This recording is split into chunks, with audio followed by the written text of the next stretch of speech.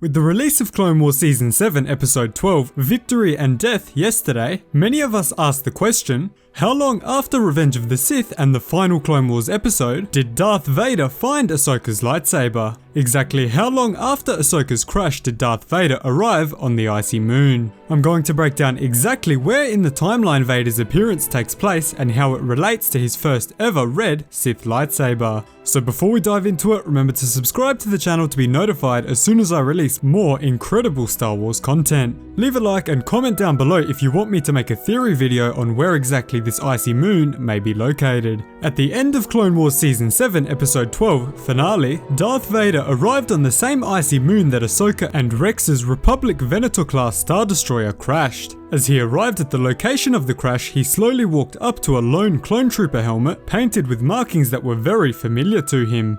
As he walked up to the helmet, a sense of realization washed over Vader, as he noticed that these were the helmets of the clone troopers that pledged themselves to his former apprentice, Ahsoka Tano, after he split the 501st for the Siege of Mandalore. As Vader looked into the deep white snow, he noticed a metal outcrop that held the same familiarity as the helmet painted with Ahsoka's facial markings. It was the lightsaber of his former apprentice.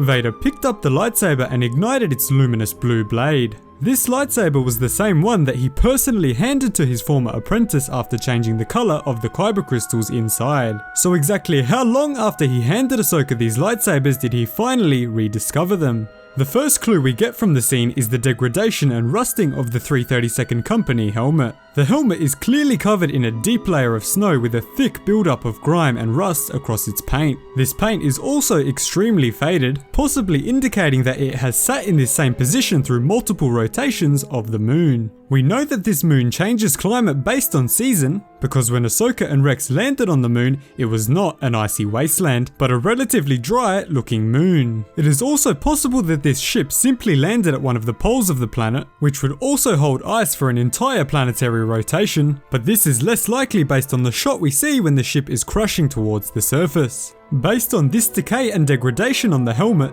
the time skip would have to be in the range of months at a minimum, but very likely in the years. The next and most definitive clue comes from the fact that Darth Vader already has his first red Sith lightsaber. As he is walking away from the clone trooper helmet, we get a clear view at his first red blade. The first time he acquires this new blade is when he rebuilds his lightsaber and bleeds his crystal to a deep red in Darth Vader, Dark Lords of the Sith, issue 12. This comic takes place sometime between Revenge of the Sith and most likely 1 year after in 19 BBY, but with the exact placement of the comic being unknown. This means that a minimum time period of 1 year would have had to have taken place between the crashing of the Venator and the discovery of Ahsoka's lightsaber. Vader's new lightsaber is the only true reference point in the timeline that we have. Other than that, stormtroopers and snowtroopers are already in full use at this point, meaning a significant amount of time would have had to have passed to transition the clone army into the stormtrooper legions. At this time, clones are very likely still fighting for the Empire, but now wearing stormtrooper armor instead of the original clone armor.